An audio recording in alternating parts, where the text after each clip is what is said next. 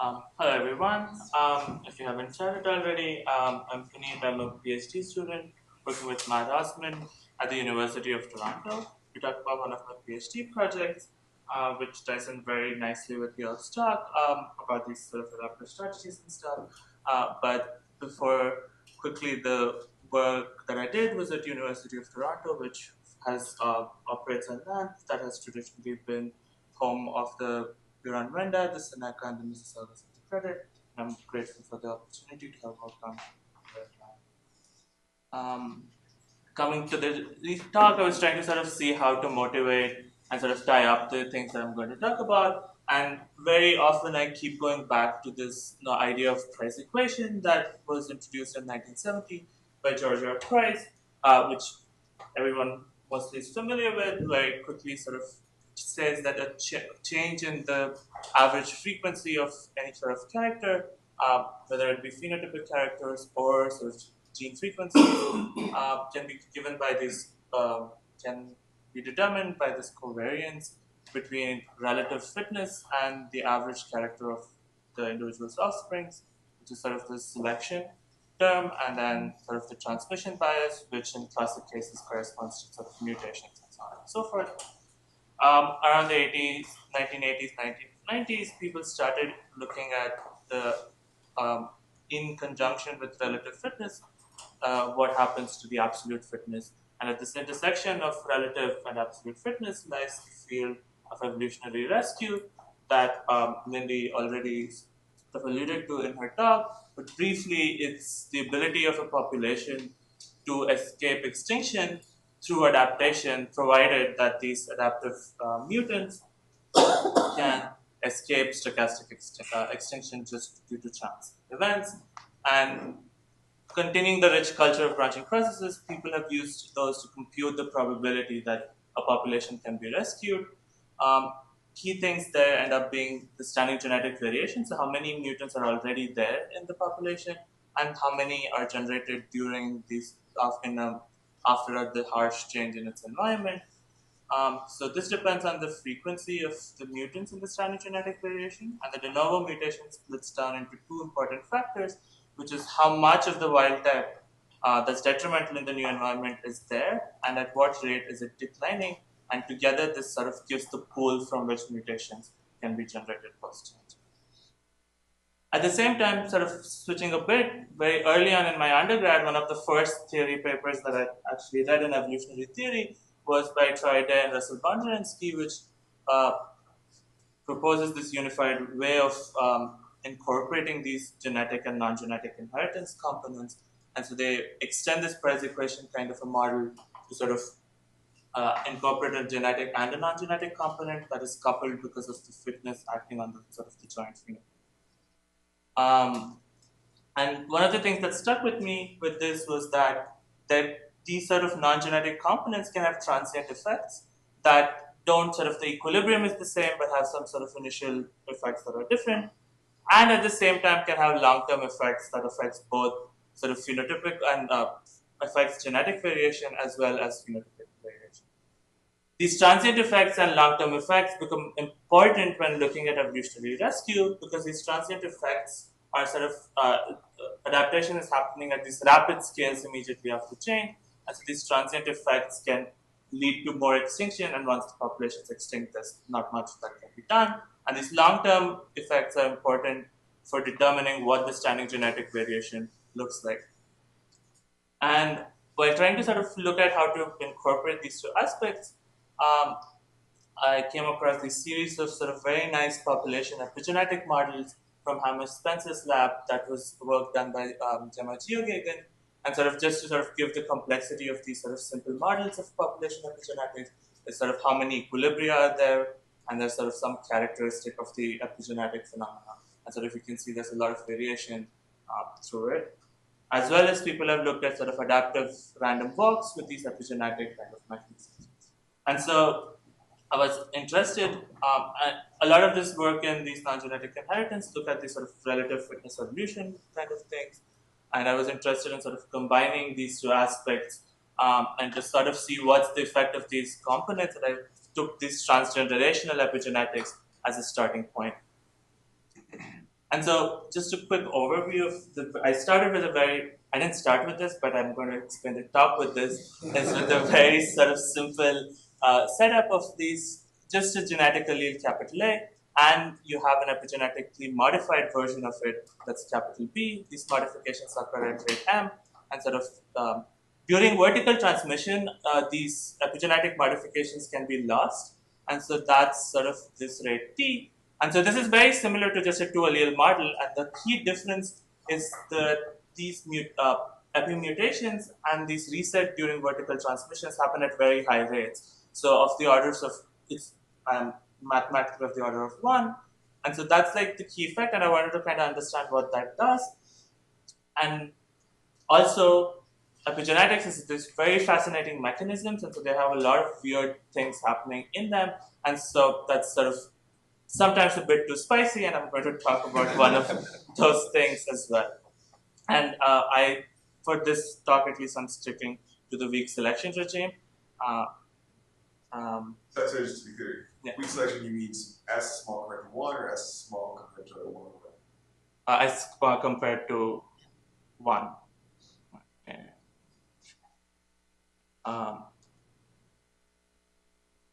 And so, yeah, and so SIMP model, before change, we look at a sort of a Wright-Fisher model with relative fitness, where you have 1 and 1 minus S as their sort of relative fitnesses. And then post-change, you have the absolute model through branching processes with absolute fitness. The population is declining at rate R, and these epigenetically modified allele has an advantage given by S post. And those are sort of the simple parameters. Turns out that even though there are M and T, and you can run a bunch of them, the effective effect on rescue depends on this rate M over M plus T. So and I'll talk a bit about how that comes up. So I plotted the rescue probability around this, and interestingly found this very sharp point of transition where it goes from sort of almost complete extinction to almost 100% chance of survival. And just to get up what's happening, in the standing genetic variation, because we're assuming sort of selection is weak, the leading order term is M over M plus T, which is at the rate at which things are being generated, and the selection is sort of a perturbation term in the standard genetic variation. Post change, because of this high influx and sort of back and forth between these things, the growth rates become quite blended. And so both of them end up sort of declining on average at the same rate, which is given by those averages rated by their sort of frequencies. And so you see this minus R plus this weighting term on the selection coefficient.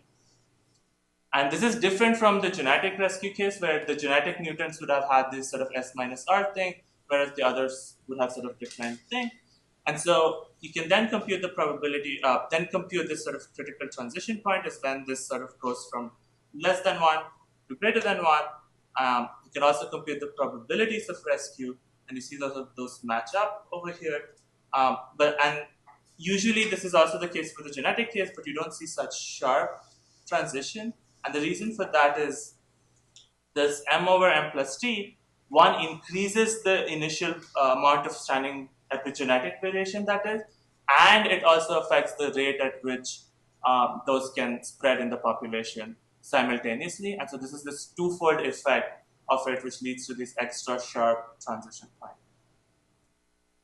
And so the other thing I was curious about was about these sort of points which were there, and now I'll come to what the size of the circle means. And so I picked one of those points and looked at the simulation. You see some of the classical things of you declining and the population being sort of recovering from that decline due to an increase in this epigenetic variant. But continuing to run that, the population sort of recovers. But because you still have this high forward and backward mutations, B never reaches fixation. And so there's a lot of fluctuation happening at B. And so these fluctuations keep continuing. And if by chance it goes extinct after that. And so you can imagine that a higher value of M and T, even if these ratios are slow, would lead to more fluctuations over here. And therefore more and more of these extinctions post-recovery of the population. And that's what these values are. So the size of the circle is M plus T is representative of it. And you can see that higher the value of M plus T, the higher is the chance that the population went extinct even post-recovery. And so keeping this sort of intuition in mind of these different things that are happening, um, I wanted to look at a model where there is both an epigenetic and a genetic sort of things. And so you have two different ways to adapt to this new population. And so before similar-ish model, so before change you have relative fitnesses, but now you have two potential variants, one epigenetic, one genetic.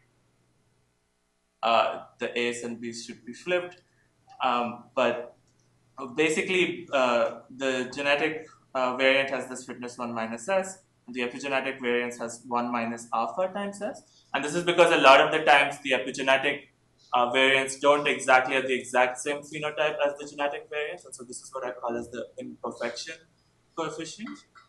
And so so here now you have two strategies. So the intuition is that as long as more of these rescue phenotypes can be generated, you should have more of rescue.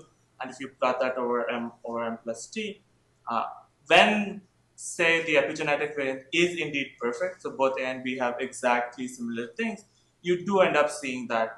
And so these are the dots are the simulated values, and this is sort of the analytical value for those rescue probabilities, and you see sort of that increase and more of those rescue happening because of that sort of two sort of strategies there.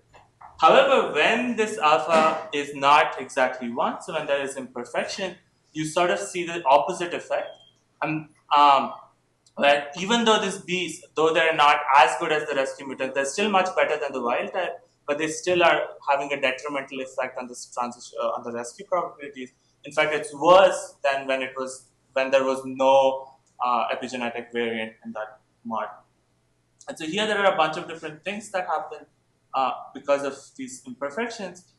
One is when this alpha is not 1, in the wild type population, B does slightly better than A. So it reduces the genetic stable variance in the population. And so that's the rescue by standing genetic variation is decreased. On the other hand, you have that they also sort of reduce the amount of wild type compared to the genetic variant because of this high M value going into B. And so that's another thing by which these rescue by de novo mutations is reduced. However, it does decrease the rate at which the wild types are declining. So you can then produce more variants because of this lower growth decline. And so this is a competition between these three things going on. And as it becomes more and more imperfect, this increase is insufficient to compensate for the decreases in the other cases. Coming the last couple of minutes, I want to talk about that sort of spicy kind of epigenetic models that are there. And so it's a lot of fascinating things happen, and one sort of a phenomena is shifting to a diploid kind of model is a scenario where epigenetic modifications only happen when they're present in a heterozygote. So when you have sort of a heterozygote in the population, the green sort of phenotype can induce a epigenetic modification on the other allele, and this is what's known as paramutation. And so this is sort of a frequency dependent kind of a thing, and that sort of converts this A to this epigenetically modified allele. And so ideally the gamete pool would just have looked like A and B, but because of this instability of epigenetic modifications, you see that there is imperfect, so there is sort of some capital A's again in the gene pool or in the gamete pool, and therefore paramutation is somewhat of a gene, if there was no reset, it's very much like a gene drive, and so paramutation theoretically is sort of like an imperfect gene drive kind of a phenomena. And this is actually where I started this project because these have been indicted in a lot of sort of plant pathogens as well as antibiotic resistant genes in a lot of the plant populations. And so very relevant for evolutionary rescue sort of scenarios. And so this is where the project started. And yeah, sort of similar, roundabout, but still in a linear way. And so I look at the case where the wild type in the population has this advantage of being able to paramutate the other one. And so you keep converting the mutants back into this. And so first I just wanted to look at the standing genetic variation. And you see that even though this permutation is consuming the genetic mutants, uh, the genetic mutants still manage to stay at the same rate that they would have in the absence of permutation. And this is because the strength of permutation isn't strong enough to overpower the effect that selection and genetic mutations have. And after that threshold, it starts to decline. But even in this regime 0 to 10, where these long-term effects of permutations don't seem to have any sort of major effect, you see that even just in that regime of 0 to 10 of this m over t, there's a sharp decline in rescue probabilities post-change. And that's because this is, as you increase from 0 to 10, it's taking longer and longer to reach that equilibrium. But post-change, you need to sort of extinction can happen very early on. So if you take too long to get there, you can go extinct during that process. And so that's why you see this sort of sharp decline in rescue probabilities. Now I looked at the case where the rescue mutant has this advantage. So the rescue mutant can convert the wild types on, and the expectation was that this would always increase the probabilities of rescue. And in a lot of scenarios it did, but in certain range of the parameter space, basically where there was some sort of shift in dominance patterns, you see this sort of decline in rescue probability initially, even though there are more and more sort of rescue phenotype being generated. Uh, and so looking at the standing genetic variation, you see that the rescue phenotype does increase as you increase this M over T. But when you split it down into the epigenetic component, the genetic component, you see that the epigenetic is increasing at a cost to the genetic rescue mutant. And so the increase, but epigenetics in the long term is unstable. And so this increase is insufficient to compensate for the stable rescue that genetic mutants would have provided in the population. And so it's just not enough to sort of compensate for those detrimental effects that you see because of this decline. So with that, just to sort of summarize broad picture, is that when survival is contingent on epigenetic variations, populations can go extinct even post-recovery, similar to sort of things that you have showed, another sort of different mechanism of similar ideas. The transient effects of epigenetics, even if it doesn't have a long-term effect, can become very important and can reduce the survival probabilities by quite a bit. And this has consequences for evolutionary rescue.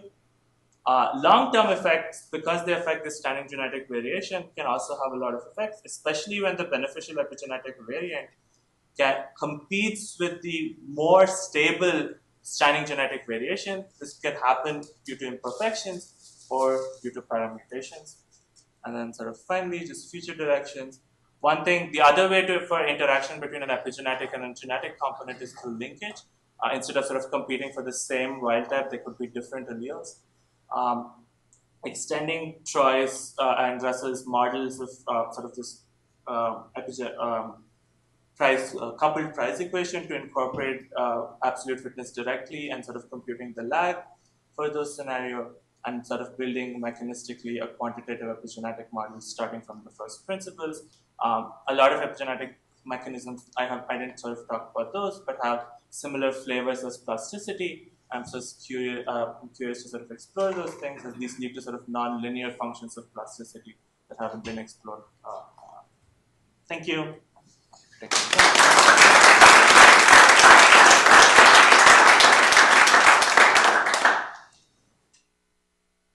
Questions? So I might have missed this. Did you have a path from the epigenetically modified mutant to the genetic mutant? Not directly. So it was only via the wild type that it could convert into it. Okay. And that's sort of mechanistically a lot of epigenetic variants are like that. There might be a separate, so if the epigenetic modification happened on the genetic mutant, that would lead to a different sort of a phenotype and not the same sort of the epigenetic variant. And so that's sort of a separate model that one can explore. So would that, do you think that would change these results? Because you could get there quickly in some sense. Yeah, and without competing with, so it's basically here they're competing for these things. And so the way I was trying to do it was to separate the loci at which the epigenetic variant and the genetic variant has, but that's another way. If you sort of decouple those, then there's a different kind of competition that's not because of the fuel, but because of their fitness directly, and that will lead to some other kinds of effects. And I think there's a couple of resistance genes that do have sort of two varieties of things that can happen. Those parameters M and T are obviously critical to what's going on. Do we have a better handle on what sort of values those? Yeah, those so I was looking at.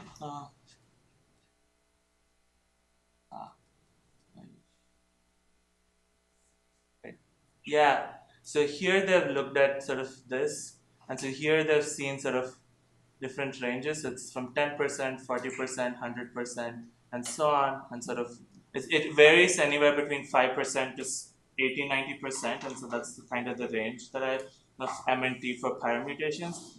Epimutation, there's much more data, but I haven't looked at sort of, I don't have a handle on that yet. All right, thanks, Puneeth.